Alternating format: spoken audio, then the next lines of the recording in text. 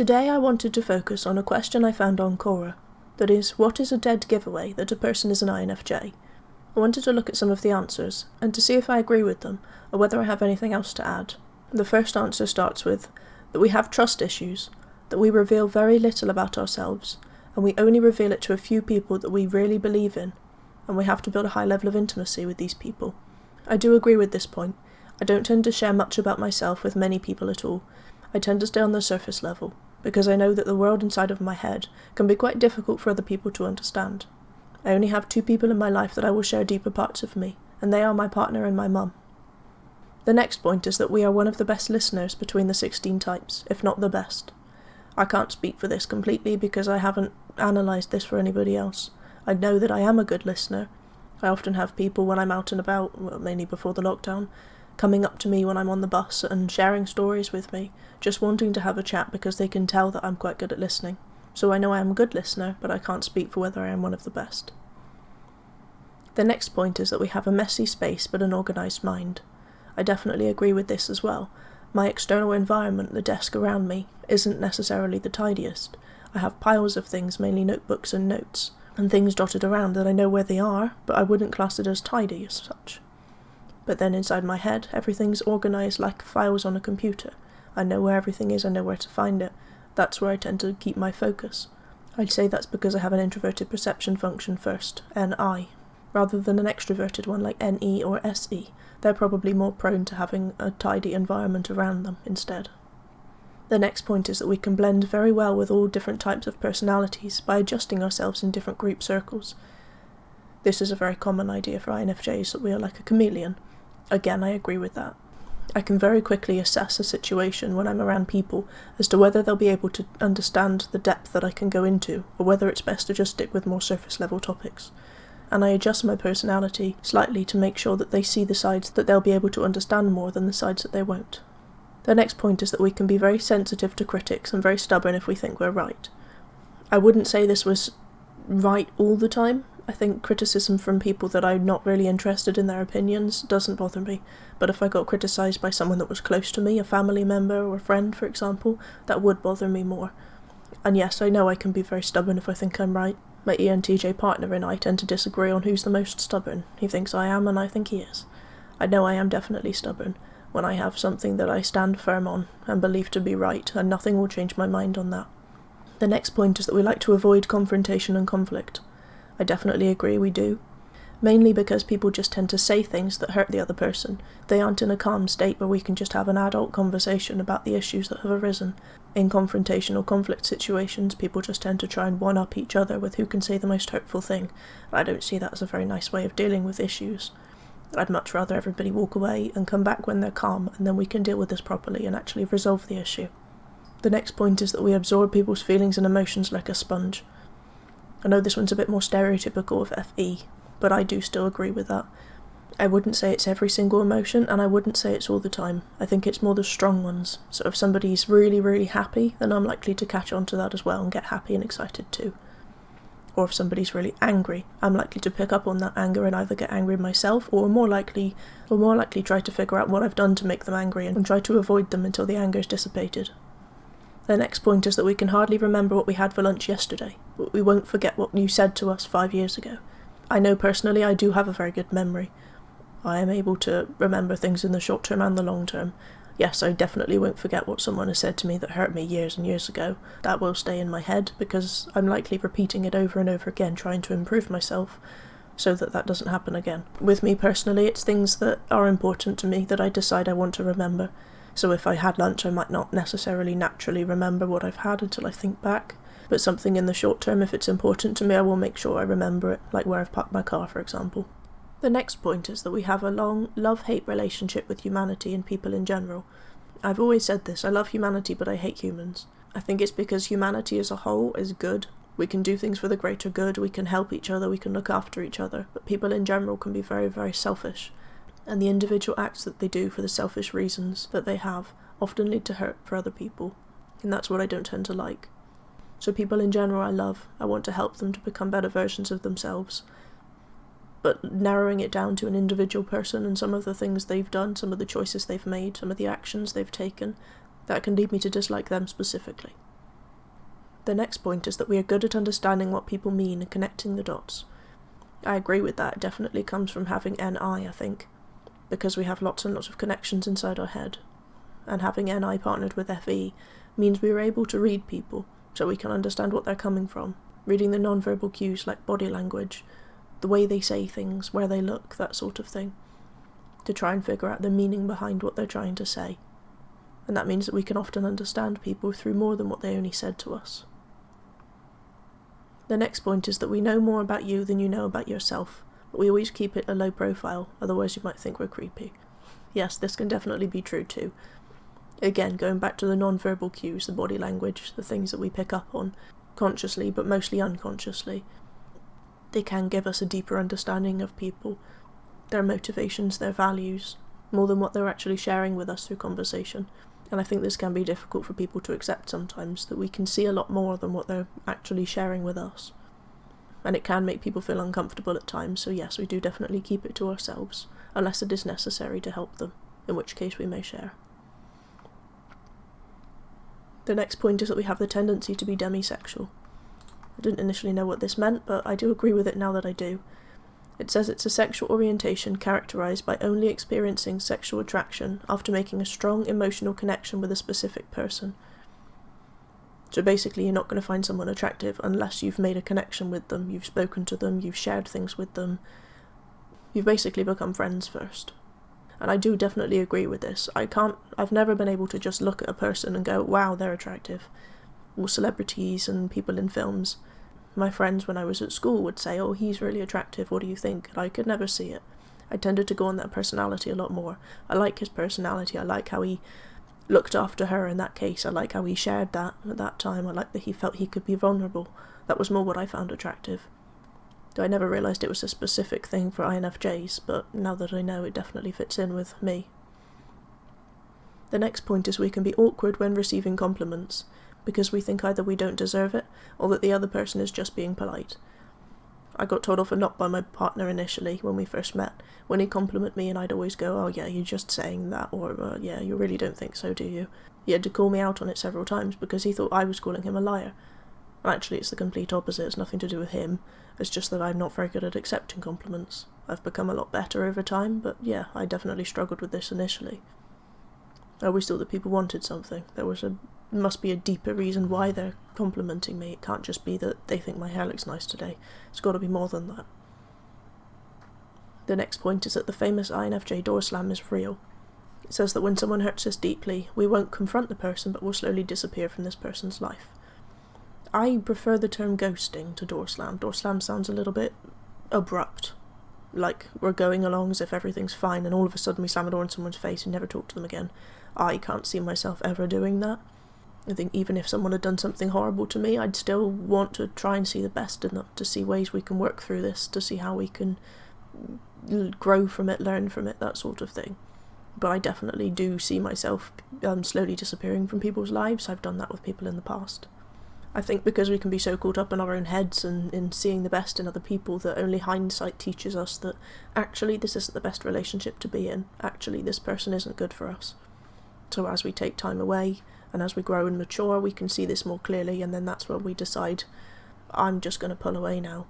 Nothing specific has happened in the moment that's caused us to do a door slam, but we've just looked at their past behaviour and thought, nah, this person isn't right for me. And then that's when we slowly pull away, reduce the intimacy, reduce our conversation, and then slowly disappear. The next point is that we can predict the future due to our introverted intuition, and that we just know things because we never stop analysing. We can't predict the future as such, but we can definitely predict certain events. We can predict the most logical, the most likely outcome of a certain event. And that's based on all the information we've gained, all of the dots we've connected, all of the non-verbal cues and things we've picked up on, that we can then add them all together and say this is the most probable outcome. So not necessarily that we can predict the future, but our brains definitely work in a way that means we can figure out what's most likely to happen next in certain events. The next point is that most of us are highly sensitive people. We can't stand horror and gory movies. Yes, I definitely can't stand horror. Gory I'm not too bothered about because I'm able to sort of separate myself from it and know that this is just a film. mainly because I really like crime and detective films, and a lot of them do include quite a lot of gore, so I have to just separate that part out and then focus on the main part of the story that I'm interested in, solving the crime or whatever. We are very future oriented, we can't stop asking what's next. Yes, I do that an awful lot in my life, like figuring out the stereotypical question for INFJs, what's my purpose, why am I here? I've spent a long time doing that myself, trying to figure out what I should do next in my life, especially with the current situation we're in. Should I change certain parts of my life? Should I be doing something different because I don't really know what's next? What's going to happen with the current pandemic? The next point is that INFJs don't initiate something first. Either we're too afraid to bother the other person, or it's due to our passive nature. I think that can be quite a vague point. I wouldn't say I don't ever initiate things. Big things, maybe not. Like, I wasn't the one to initiate a relationship with my partner, that was him first. But I will definitely initiate things, like if I need to change a certain part of my life because I'm not happy, like change jobs, move house, that sort of things, I will do that. I guess the point's more specific towards people. And yeah, I don't necessarily enjoy starting up chatting with my friends or asking to meet up. I tend to leave that to them to do first, so I guess that's more what they're going on, because I tend to think they've just got a really busy life. The next point is that INFJs are the biggest overthinkers. That one simple argument 2 days ago that you don't see as an argument can drive us crazy. Yes, I am definitely a big overthinker. I don't think that's specific to INFJs. I think that's specific to most people in general. I guess it's just where it's focused. What am I focusing on overthinking? Which tends to be the future. That's always a good one. And yeah, any kind of relationship areas. Have I upset my friend? Did I say something I shouldn't have done? Did I forget something? Like a birthday, that sort of thing. Yes, I can overthink that massively. The next point is that we like to be alone, but we need the right amount of interaction with humans. Yes, definitely. I know I can get quite miserable if I've spent far too much time by myself, but I also know that being alone is very, very important to me. It's something I need to do on a daily basis. I'd say I'm probably better at coping with not seeing people than I am coping at not having any time to myself. Yes, they are both important, but I think alone time is more important for me personally. The next point is that we fear rejection and failure above anything else, and that this is why we can find it hard to express our feelings and opinions in front of large groups. I think as I've grown and matured as a person, this is less of an issue. Initially, when I was at school, for example, then yes, I would have problems with sharing my ideas with the class just in case it was wrong, just in case someone thought it was silly. But as I've grown and my TIs develop more, I'm able to just say, hey, this is what I feel, this is what I believe to be right, here's my logic, if you don't agree with it, then let's agree to disagree. But I'm not so living in my FE so much that I'm petrified of upsetting other people or worried that someone might not like me, as I was at school. The next point is that we can be passive-aggressive when having a problem with people because we tend to avoid confrontation. Yes, I can definitely see this. I would much rather just make a little snarky comment and hope that the other person picks up on it and then changes, which doesn't really happen. But I don't tend to like just coming in strong and starting something that could easily turn into an argument because I don't want to upset the other person. Again, this is much more common with people that I genuinely care about, so my close circle, rather than the general public. I might not be as worried about confronting someone if they've said or done something just out and about, like someone almost hitting me off my motorbike, for example. I'm more than happy to go up and confront them and tell them that they should get off their phone and pay attention to the road, because they could have killed me. That doesn't bother me. But if I had to start a confrontation with my partner over something, then that would be more of an issue for me. The next point is that we are our biggest critics and perfectionistic. That this is why some INFJs have a passion in writing but never publish anything. Yeah, I've always been a perfectionist. I've always wanted to get top grades. I've always wanted to do the best that I can do. And when I know that I can do better than what I've done, then I'm not overly happy. I want to improve it, because I know that that's not the best I could have achieved. So yes, that also means I am my biggest critic. I don't need anybody else to tell me that wasn't good enough, you need to work harder. I'm very aware, and I'm working on it myself. The next point is that INFJs are people pleasers. That we will try our best to listen and make sure everybody else is okay. Again, I'd say this is probably more from using your FE too much. I was definitely a people pleaser when I was at school. I was very, very worried about making sure everybody liked me. As I've grown and my TI's grown as well, I'm a bit more happy to just be different from everybody else. I don't need people to like me, I don't need their approval. If they don't like me, that's not my problem. But I can definitely see this still in my close relationships. I do want to make sure that everybody is okay with people that I genuinely care about. The next point is that we have difficulties to build a stable romantic relationship because of our trust issue and different expectations of our partner. This is probably more of a specific one to certain people. I don't see that I've had a problem building a stable romantic relationship. I've always been in it to the end with every relationship I've had. I've seen myself marrying them, having children, that sort of thing. And I think that's probably partly to do with the fact that I've grown as a person, that I'm able to share if I'm having a difficulty or I'm struggling to trust them in a certain area. I can then share that with them and say that I'm struggling to trust them. And expectations are never a good idea because you never share them with the other person, you just get cross when they don't do them. I've had a lot of expectations on my life, so I'm very aware that having them for other people is not a good idea. It's best to have no expectations of other people. Assume they're not going to do anything and then you're pleasantly surprised when they do, rather than being upset when they don't meet your standard. The next point is that INFJs tend to idolize people we are impressed with, that we have too high expectations, which always makes us disappointed in the end. I can't say I've ever idolized anybody, I guess because I'm very aware that everybody's different, they've all had different upbringings, they've had different starts in life. I can't look at a celebrity, for example, and say, hey, they're doing really well, I wish I was them, because they might have better connections, they might have just had a better start in life, started from a younger age, all those sorts of things. I tend to just focus on improving myself, that nobody else is me, so nobody else will do things that are going to completely fulfill me. The next point is that we appreciate art, and that we feel more than just material things in appearance, that at the same time we like to dress well and be presentable. That's probably coming from our little inferior SE. I know I can walk around and really admire certain buildings, how they're designed. I can look at the grass and I can admire the flowers, all the birds, how they're sat on the branches and the trees. I think that's because we can find it peaceful to look around us, look outside of us for a second. I'm not sure I'm that bothered of trying to dress well and be presentable. I mean, I don't like to look like I've just worn these clothes for the past week and rolled out of bed in them, but that definitely isn't my top priority. I definitely agree more with the appreciating art side of it, appreciating the beauty in the small things. The next point is that we can detect liars from afar, but at the same time we are very good at lying. Yes, I'd say that's probably an FE thing as well, because we can pick up on social cues from other people. We can pick up on when they're looking in a certain way, or how their body language or their voice shifts when they're saying something that is definitely a lie. And I think people with FE high up can be very good at manipulation, because we can read people so well. I think that's why there's the whole scary, dark side of an INFJ. Oh my gosh, what happens if we use all of the wonderful abilities we have for bad and turn into Hitler?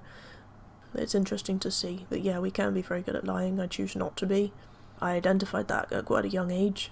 I can use it to my advantage if needs be, but I choose that I want to tell the truth. So yeah, I definitely can be good at lying, but I endeavour not to. The next point is on the outside. You can see us as naive, submissive, and yes men. But if you look deeper, we are actually aware when we're being used. Again, this is probably going back to being more of an immature INFJ. That, yeah, you're just stuck in the people-pleasing, want everybody to like me, don't want to upset people, don't like confrontation, so I'm not going to say anything, I'm just going to keep going along with it because it's just easier that way. But, yeah, we're probably aware that the relationship we're in, or what we're experiencing, how that person's treating us is probably not the way we should be treated, but we just don't want to say anything because it can cause an argument. So yeah, when you're stuck in your FE too much, then yes, that can definitely be true. The next point is that when an INFJ starts an argument with you, it means that they still care. So if they don't speak to you, then you know the relationship can't be saved.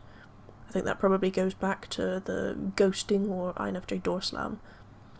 That if we're not going to talk to you anymore, then that means we've chosen that we're not being a part of this relationship anymore. But I don't tend to start arguments. I don't like starting arguments. I'd rather have a little discussion. I'd rather share my issues with the person that I need to.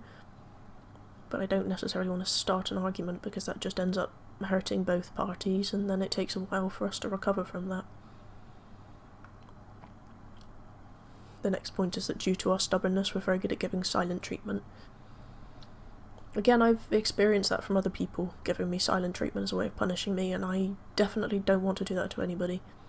I don't tend to give people the silent treatment as a punishment. If I'm not talking to someone, that's probably because I need time away. I don't want to say something that I'm going to regret.